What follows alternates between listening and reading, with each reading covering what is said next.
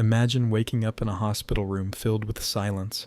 People around you are talking, moving, but you remain completely motionless. You're aware, mentally intact, but your body does not respond. They called it living statues. This was the tragic reality of encephalitis lethargica, or sleepy sickness, which struck between about 1915 and 1928, peaking in the early 1920s. In 1917, neurologist Konstantin von Economo described patients in Vienna with fever, headache, extreme drowsiness, and in worse cases, rigid immobility and mutism, despite full awareness, rare diseases.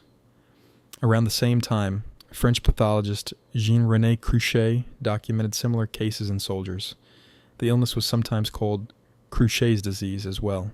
Initial signs mimicked a flu or cold, fever, sore throat, headache, lethargy, occasionally double vision or neck rigidity. Over days, patients might enter akinetic mutism, fully conscious yet motionless, or experience oculogyric crises, tremors, psychosis, or vocal tics like klasomania. Some fell into deep lethargy, others froze in shape, arms or legs suspended in mid-gesture, held in place until gently moved. This epidemic spread globally, Europe, North America, India, and lasted until around 1926 to 28. Medical estimates suggest over 1 million cases, with more than 500,000 deaths directly attributed. Mortality rates were as high as 1/3 of all infected. Countless survivors lived with chronic neurological impairment, or were institutionalized for decades. Despite decades of investigation, no definitive cause has been established. While the Spanish flu pandemic overlapped the encephalitis pandemic, modern researchers regard that link as unproven.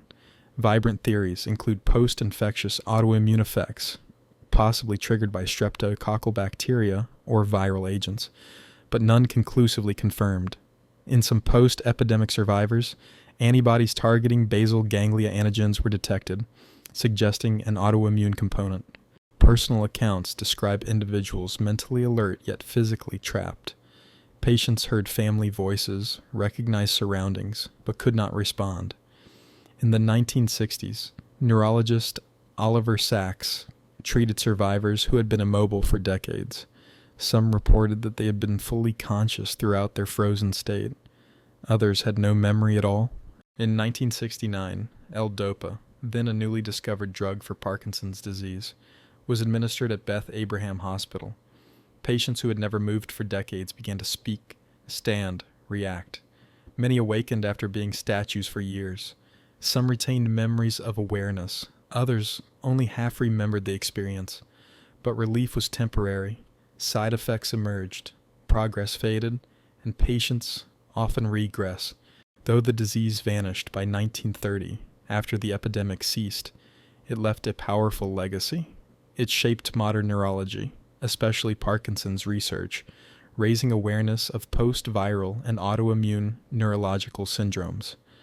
It also remains a cautionary tale about how quickly global suffering can fade from collective memory.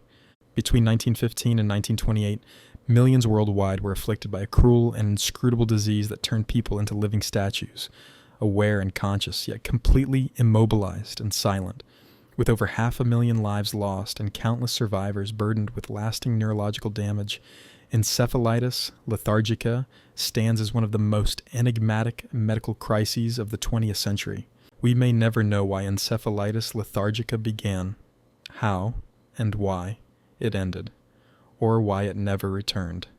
Yet its memory endures, a stark reminder of how delicate the brain is, how unpredictable epidemics can be, and how important it is to listen to patients locked silently inside their own bodies.